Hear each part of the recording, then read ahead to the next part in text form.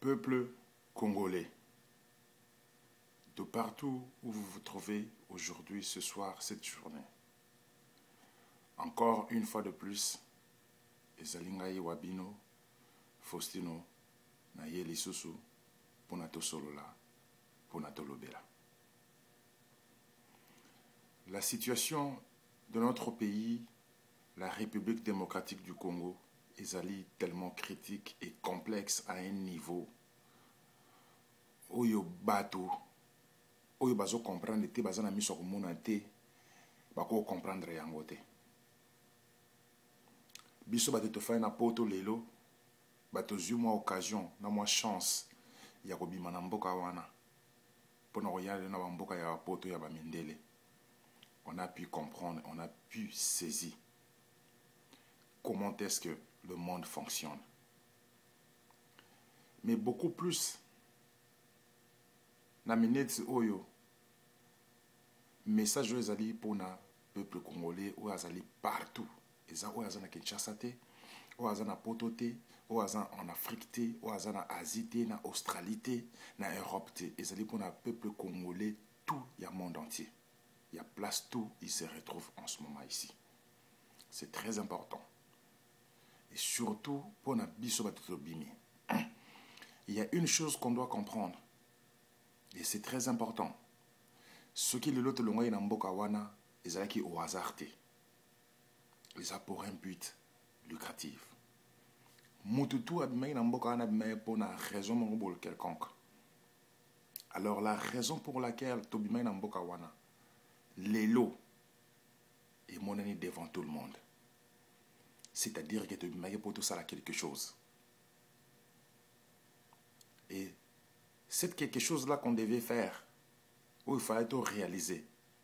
Les lots to commis na place en. C'est-à-dire que Mboka Nabiso, ils allaient pris en otage. C'est à nous, peuple congolais, il y a libérer ma belle ou ya Mboka Nabiso wana. Et sur ce, biso pression de Zocha Awa, ils allaient tellement important et n'a impact que vous n'avez pas l'idée. Tout ça na bandeko. Parce que seule chance tous allez na yango, les ayango. Ce qui est loupé, et c'est fini. C'est maintenant ou jamais. Na yibiki bakoya. Ça déjà bien placé pour ma population, pour ma biso, ma panza biso, comme ça ils vont bien s'accaparer de nos richesses. Mais personnellement, je préférerais Nakufa en tant que martyr Yamboka Nangai que Nakufa na liwa moko boye bidon. Parce que Congo a tant donné à nous tous ici, au Tobima Namboka wana. Bato batika la kuna bazana kati ya malheur. Yamakasi, qu'on se le dise, et tout le monde le sait. Malobana lo balelo, ils ont du nouveauté. Peuple congolais de partout, a yebiyango. Donabu yikut na kota na kataba détail wana. Nazo senga na peuple congolais de partout, place Bozali. Totelema, pour na mabele na biso ya Congo. Ba ex-phase. Ex-militaire Nabiso. D'abord, la première chose, je vous félicite et je vous remercie infiniment. Parce que Bobo yiko désarmé. Oyo bozaye libanda. Konti Nabiso musu bazaye libanda basi balobaki déjà un message. L'heure a sonné de rejoindre votre peuple, le peuple congolais. Position yaba occidentaux. Position, il y a un Américain, et c'est Yébani à l'œil uni. Tous à la distraite. Vraiment, mes frères, ne soyons pas distraits. Je suis aux États-Unis d'Amérique. Les Américains, bango moko, ba lobby yango. Que non, bazo préféré Kabila, Azala, Atikala, n'a pouvoir que Tshisekedi. Bango bazo prêcher biso démocratie. Alors aujourd'hui, je me rends compte que la démocratie chez les Blancs, ça veut dire ceci. Ça veut dire que la mort pour l'homme noir et le bonheur pour l'homme blanc. C'est-à-dire que nous avons des malheurs na biso. Tout le monde a passé, tout kufa, tout boma na biso na biso. Et eux, ils s'en foutent. Pendant qu'il y a 8 millions de morts na Congo du jour au jour, pendant que les femmes sont violées chaque 8 minutes, pendant que les enfants sont violés chaque 3 minutes, bango bazoko yiba ba minéraux ya Congo.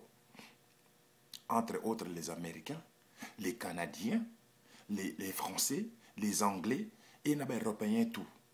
Bazako s'accaparer na bomengo ya mboka ya Congo, ya mboka na yo, ya territoire na yo. Et nous qui sommes ici, to fandi na peuple otiré na mboka, ba fandi bazo kufa na passé. Il n'y a plus des écoles, il n'y a plus d'hôpitaux, il n'y a absolument rien. Il n'y a pas de routes, il n'y a pas d'eau potable, il n'y a pas de courant, il n'y a pas d'électricité, donc il n'y a absolument rien du tout.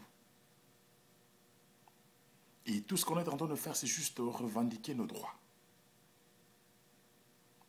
Mais il faut te comprendre que les droits sont revendiqués et pas à mon nélé. À l'ingi, les droits sont revendiqués.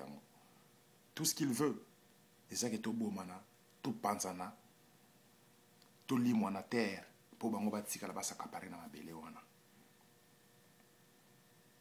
Parti à est, les Américains vont se décider à la base militaire na bango kuna. Sur base de quoi? Terrain où ils allaient problématique. Na East, kuna place ba guerre ezali. Place 8 millions à batu bazo kufa. Place coltan ezo bima. Place ba minéraux ezo bima. Bango ba limba ki no chaba base na bango kuna. Ça donne dire quelque chose. Yango na sengi bino. Ba papa, ba maman, bilenge, bandeko, bana, tout lamuka. C'est le moment. Pour ceux qui sont tiki, le beau Congo est Kei.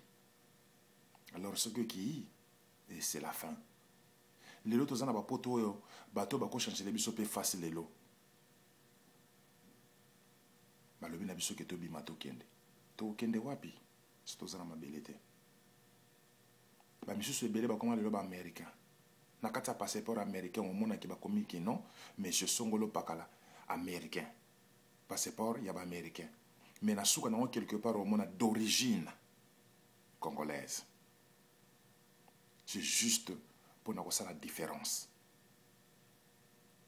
Yaba kolo mabele na yaba paya. Ba venant, ba parvenu pour na bango. Bande ko nanga to lamuka. C'est le moment. To lamuka, to lamuka. Toujours ça c'est en procédure ya ça marche. Marche ya monene eko globaliser bato nyonso. Mais nazo senga na peuple congolais tout ya to sanga na poto na marche wana. Je ne demande pas à 3 personnes, à 10 personnes, mais na senga na communauté mobimba.